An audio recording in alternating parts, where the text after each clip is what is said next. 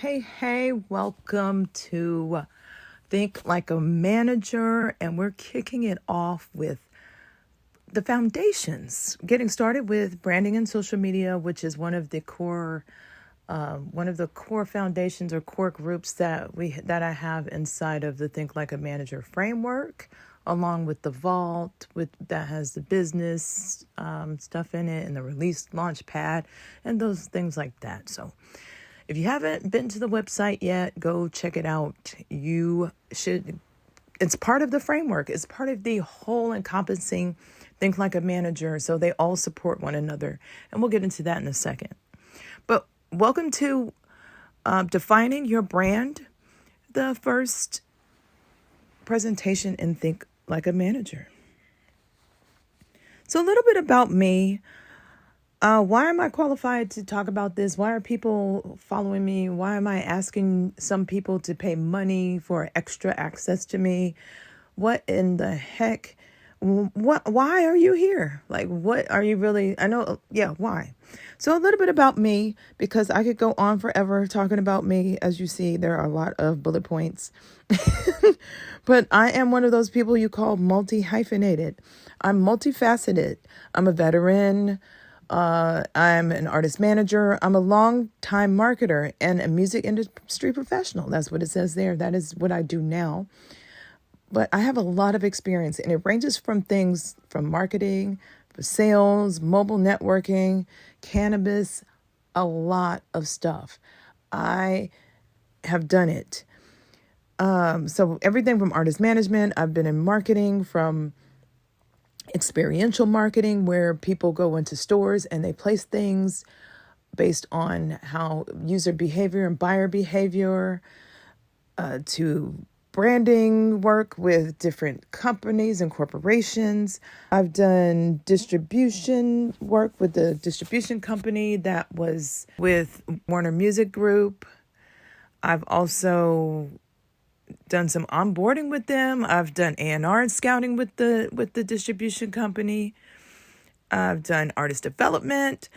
I'm in technology, where I've learned to code, so I understand algorithms from the inside out, because I was coding algorithms from the very beginning. From the 90s, I learned to code algorithms when I learned a coding language called BASIC, and I learned Python, which is the backbone to a lot of the data extraction that goes on.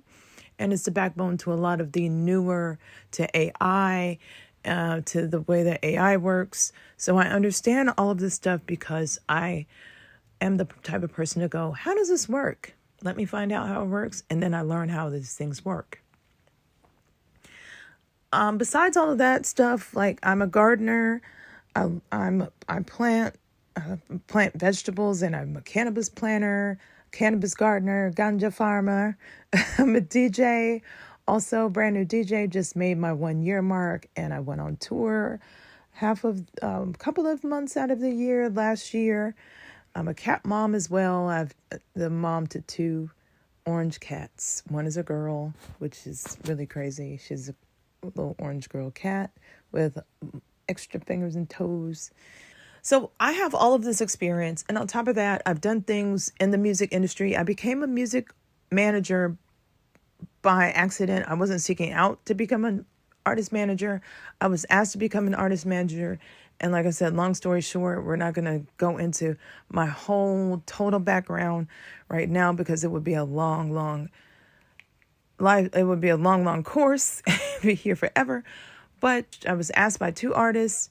I took one up on managing them, and I've no longer managed them. I learned a lot of stuff over the this will make 5 years that I've been managing artists. I've done a lot of stuff, and I've put a lot of work into the culture and the community in Northern California and over the whole country, basically. I have connections everywhere. I've worked with a lot of artists in different states and in different countries, and it's been an amazing journey. I have a heart for development. I love to see things go from one point to see them later at another point. That's what I love to do. And so this is amazing for me to be able to impart and instill in some music artists that are very, very willing to take that information and run with it. So enough about me. We'll get into this, and we can go into my background. We can have a whole chat about that another time. Let's get into this session. All right. So overview, we're going to talk about what is Think Like a Manager. We're going to get into branding. We're going to talk about visual identity.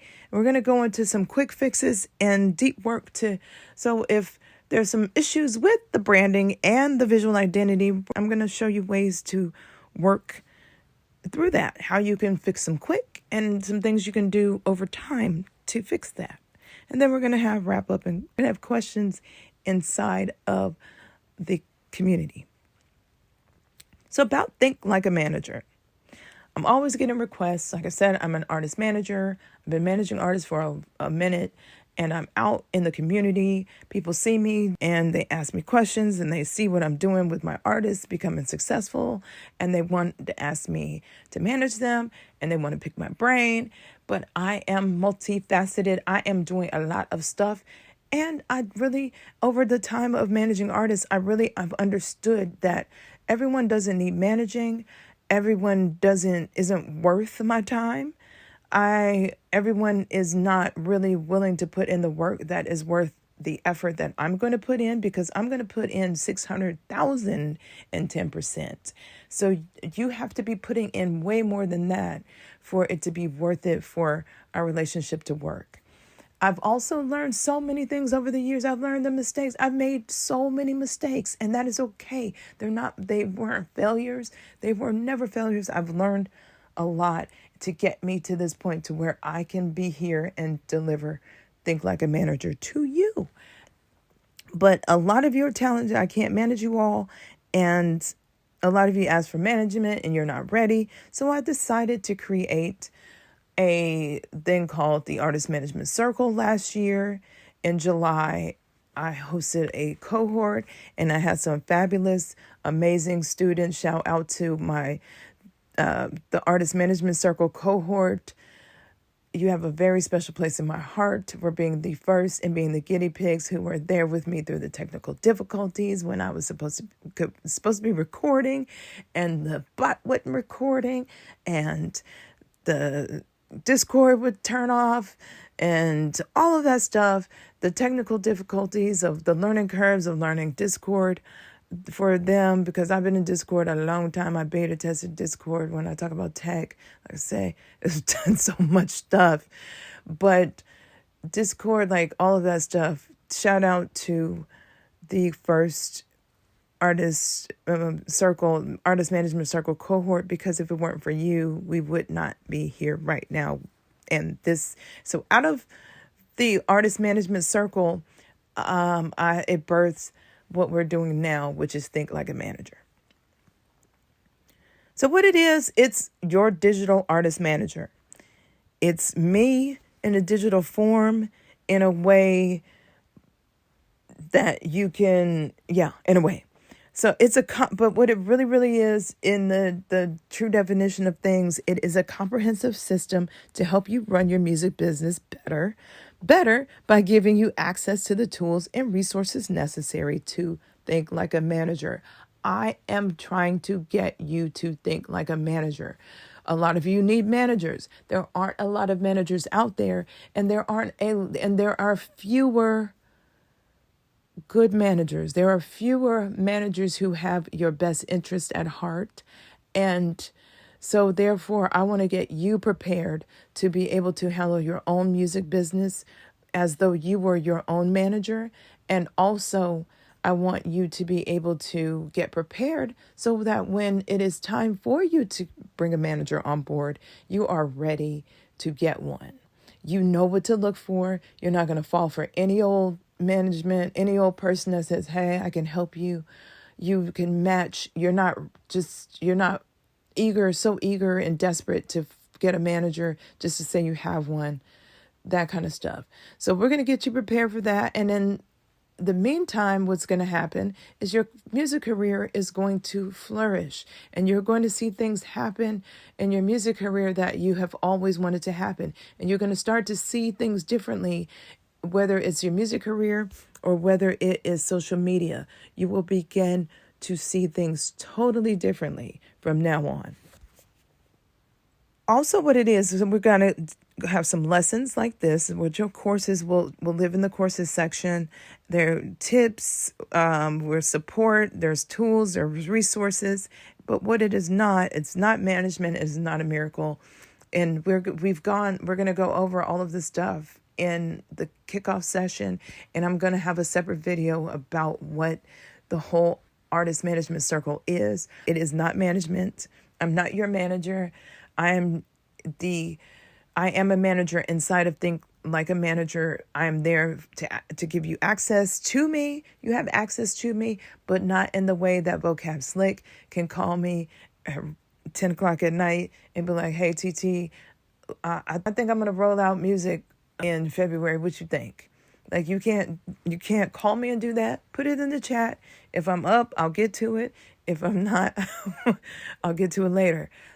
But I'm here to support your music career. I'm here to teach you. I'm here to give you all of those alerts and things that I want to give to you. But then I have to go, how do I make this into content to put it on Instagram? I don't have to do that. I can just go, hey guys, this is the 411 on this. And you get the information there. And I don't have to worry about if the discovery algorithm or the feed algorithm or the recommendation algorithm is going to recommend it to you and think that it fits in your feed and that you're going to get value from it and you're going to like it and all that stuff. So what this is about. This is about imparting my knowledge into music artists who are really, really ready to accept it and take it and run with it. Algorithm free, right, direct, straight to you. All right, lesson time. What a brand really is. The technical definition of a brand is a name, term, design, symbol, or any other feature that identifies one's goods or services from those of another. People overcomplicate it. But your brand is simple. It's the feeling people get when they encounter your work. It's the energy you give off before you ever say a word. So if I look at you, and you're in all purple and you have on a blouse and you've got ruffles coming from your arm and you've got a jerry curl and you've got on high heels, I'd be like, this person might be a Prince cover artist or a Prince cover band. That's the kind of things I might think of. You might make music that is related to Prince, some synth pop, things like that. You're a music artist 24 hours a day. Your music is your business. If you're really trying to get to the next level, there are people that are up. You need to be up before. You need to be doing more than the next person because we have a lot of choice as music consumers. You are not the only choice we have to listen to. So you have to be doing better. You have to be doing more. And one of those things is setting yourself apart. You should look your part. There are times, of course, if you're just coming from the gym and things like that you can, but I should not come to your show and not know who the performers are. I should immediately be able to show up when doors are open and know who's performing. I should not have to guess. How do you want people to feel when they land on your Instagram profile? How do you want people to feel when they land on your website? How do you want people to feel when they look at your cover art? That's all branding. So we're going to do an exercise. Right now, I want you to think, what are 2 or 3 words you associate with your brand? So go ahead and pause this and then think about that. All right, now you're back.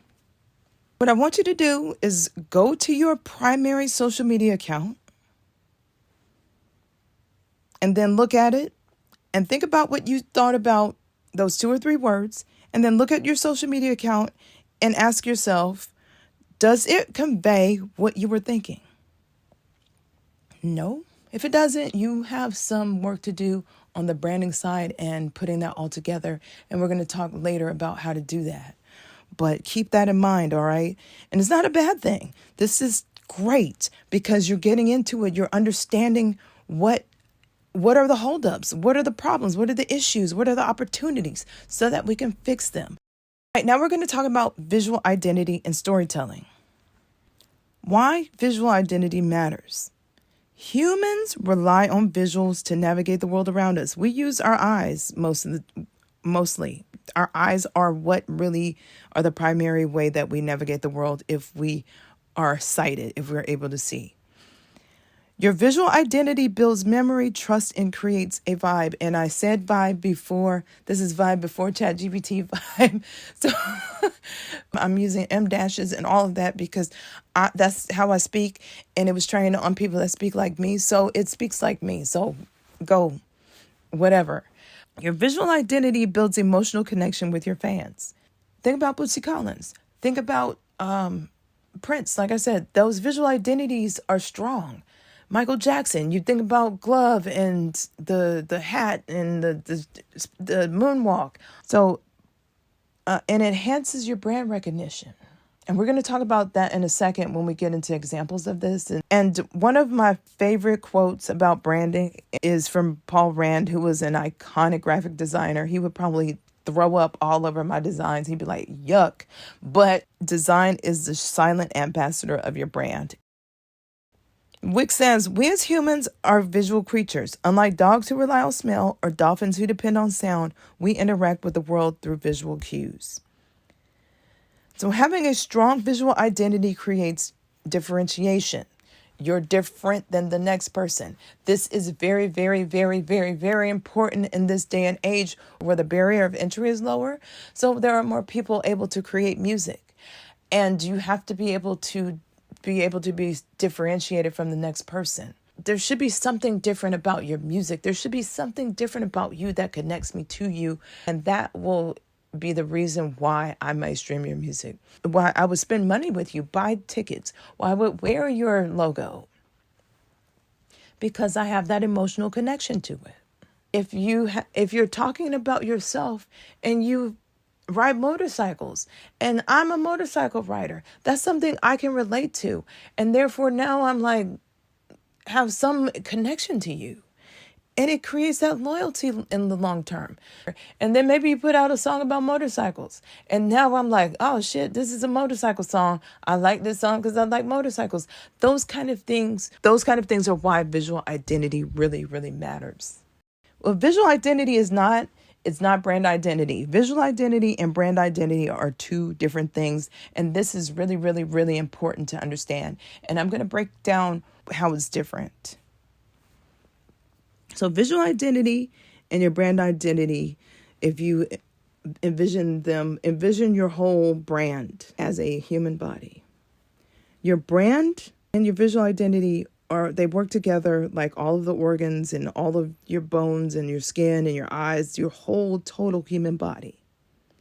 Your brand identity are like the internal aspects of your body. It's your mission, it's your brand voice, and your brand personality. It's like your brain. It's like your spine. It's like your stomach. Those things that people can't see. They don't see immediately. Your visual identity are external aspects, like your logo, your brand colors, and your typography. So let's say this. Shoes. Visual identity. I'm an LGBTQ plus rapper. That's your brand identity.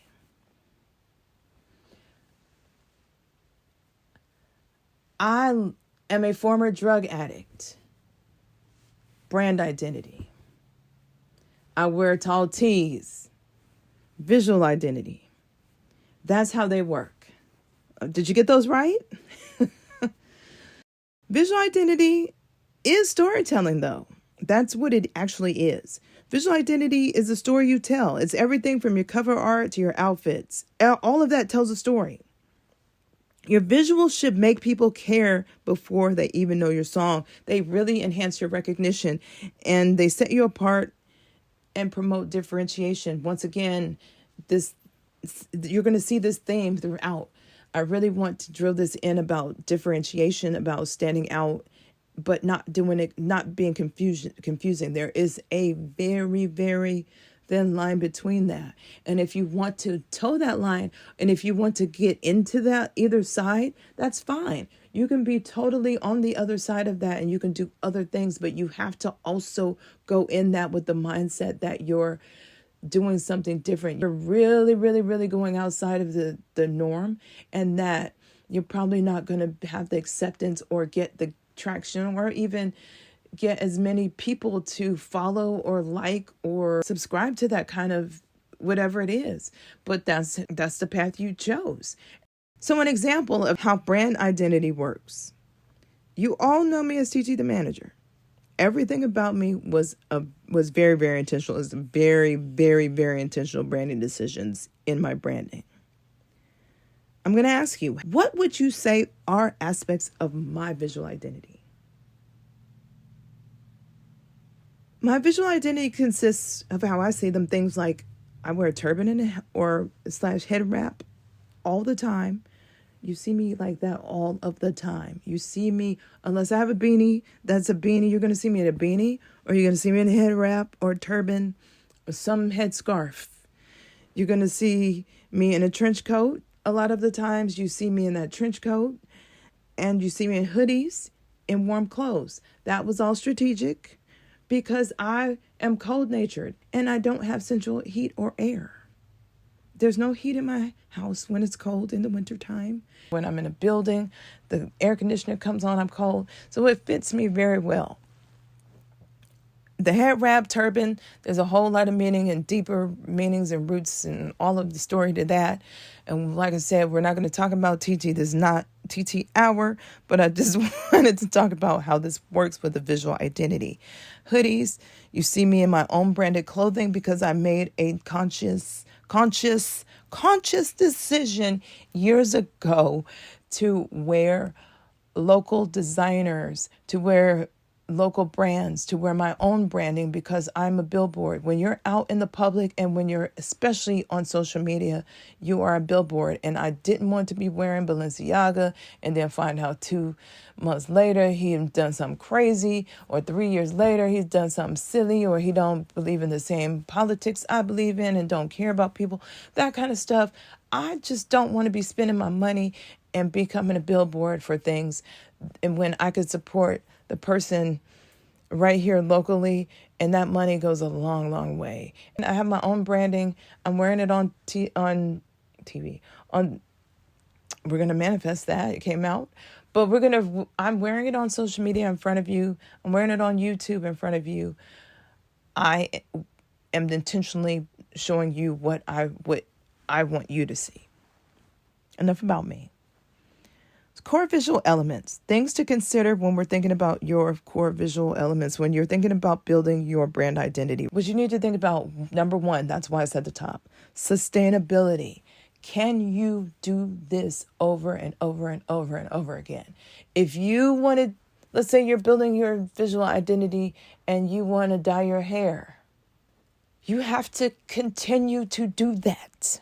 If you want to put on a suit, on a costume, when I mean by suit, you have to do that all the time. You have to continuously show up like that. I am really cold. You see me in a hoodie all the time. I have no problem wearing that hoodie and that trench coat, and I wear my hair in a hair wrap in the summertime in Northern California where it's 100 degrees because that is the branding. I knew that it was sustainable for me. I have done way more than that before, so I knew that I could wear my head wrap all the time or enough times for it to become part of my visual identity. You want to think about the look. How do you want your visuals to look? Do you want to wear hoodies? Do you want to wear a specific saying? Do you want to wear a specific color? You want to think, and that's in the color palette. Causes. We're going to think about causes that we want to get behind that you actually could wear, like your brands that you want to wear, the causes that you really want to get behind and support that you want to put on your billboard, your body. Color palette. We're going to think about what kind of colors that you want to wear.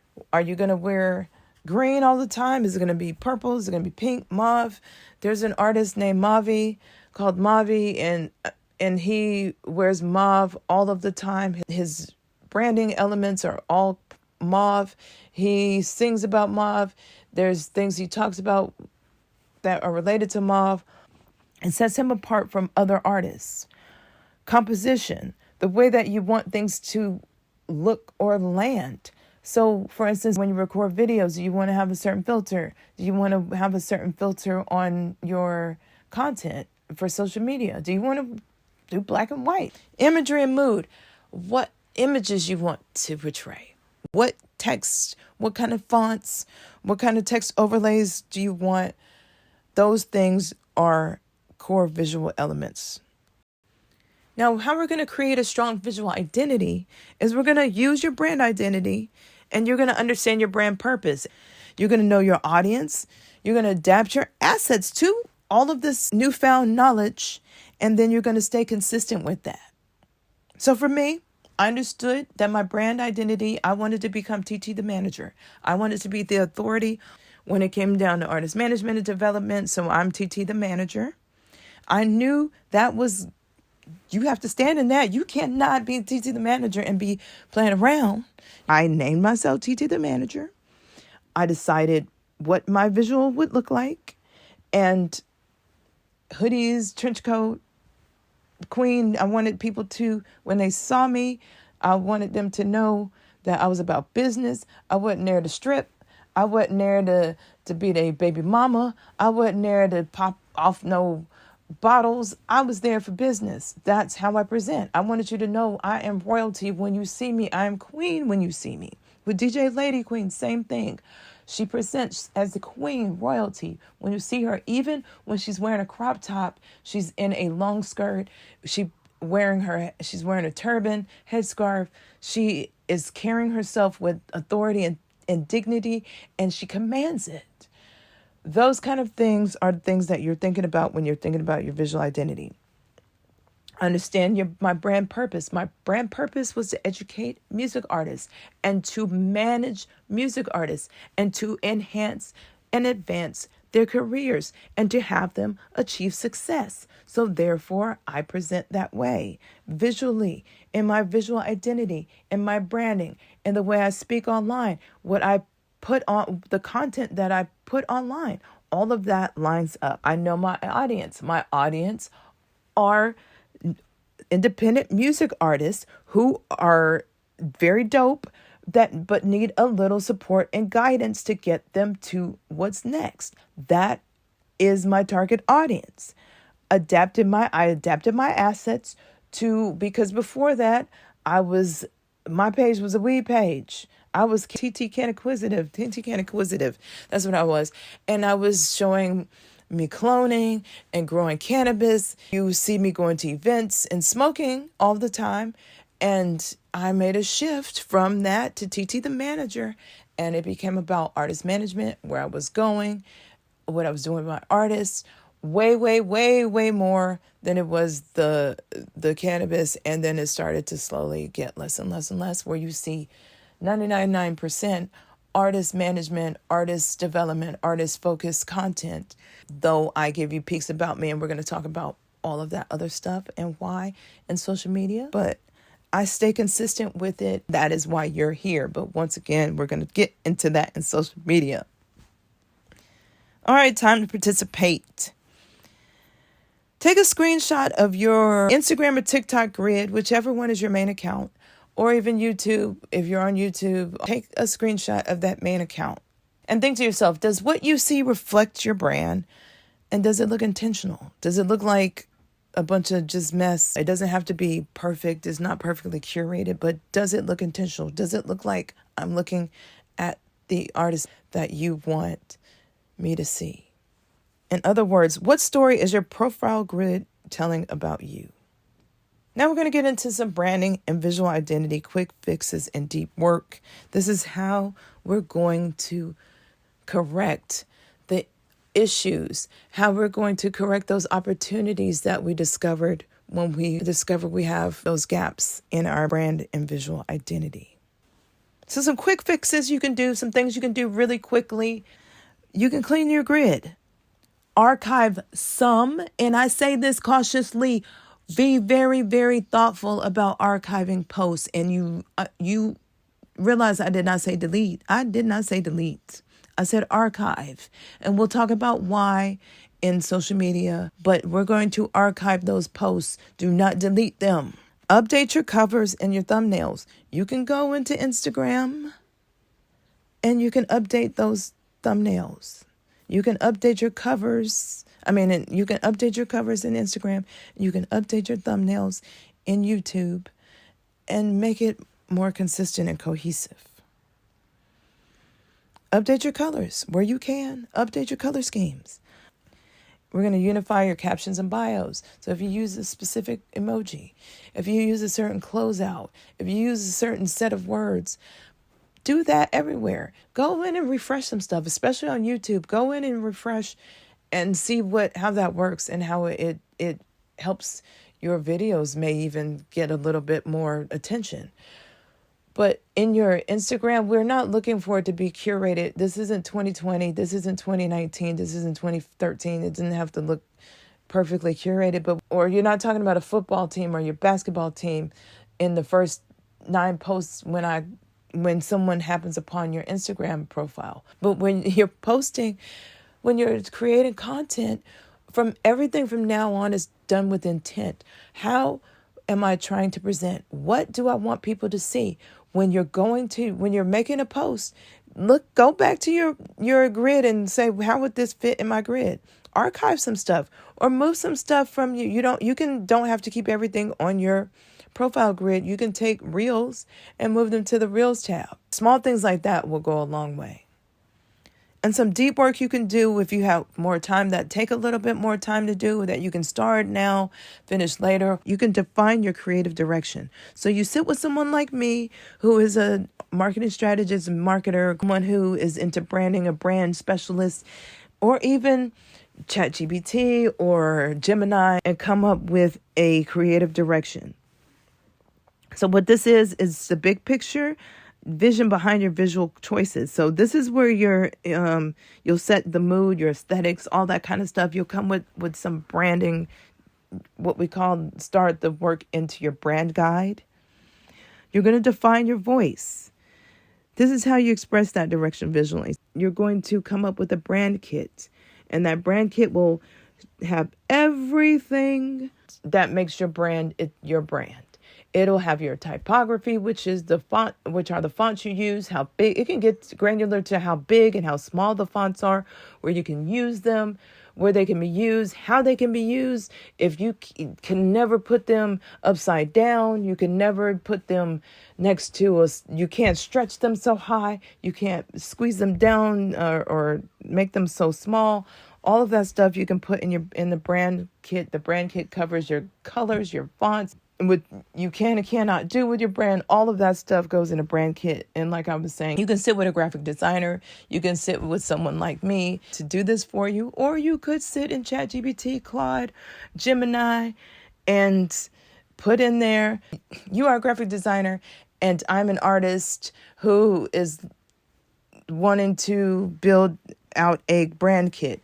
Help me build out a brand kit using da-da-da-da-da. However you want to do it, that's up to you. So a wrap up and an assignment. Complete the artist identity worksheet. You're going to create a digital mood board. You're going to find one visual, which is a photo, cover, or post that reflects your brand very well. And then before you share your next piece of content, so I separated these in the first column are like things that are actionable that you can do physically. And then these other things are the things that you can do in your reflective type of work. So before you share your next piece of content, think to yourself how it aligns with your branding. And then the next thing I want you to do is think about ways you can amplify your branding. Those are your assignments. So we're going to do the artist identity worksheet. We're going to come up with the mini mood board. And then you find one visual, which is a photo cover post that reflects your brand well. And then we're going to put that stuff in the school. And before you share your next piece of content, think to yourself how it aligns with your brand. And then you're going to think about ways to amplify your branding. Those are your assignments. Also, do not forget, there's a 2026 music marketing forecast coming up. This is going to get you set for this upcoming year. This is how you get your mindset ready and get things in order so you can conquer 2026, so you can get prepared for 2026. I'm going to give you a peek into what's happening with the future of marketing strategy, and it is changing. When I say things, when I write and when I say things are going to be totally different than they were last year and previous years, I am not exaggerating. That is not just a sales pitch. That is what I mean. It is different. Everything's different. And I've been warning, if you've been working with me, I've been warning you that this was coming, and it is here. The time is now. So come to the January marketing, to this 2026 marketing forecast briefing that I'm giving on the 15th, on Thursday, January 15th. And if it's not a good time, let me know in the comment, let me know in the chat. And if there's a bunch of you that have a better time, we can work on a better time, but all the information's in there. And also, I'm holding a January strategy workshop where we're going to create our strategies for the year. I'm going to show you how I go about creating a marketing strategy. We're going to talk about marketing strategies, and then I'm going to help you create one. So if you wanted to work with a manager and you wanted to ever work with Teacher the Manager, this is your chance. But my premium members will get this strategy workshop. It's included in your premium membership. So this will be one of the first benefits you're going to get for the year and of the whole entire program. Thank you so much. And I'll see you on the school. I'll see you on school on Think Like a Manager. I'm TT the Manager. See you there. Peace.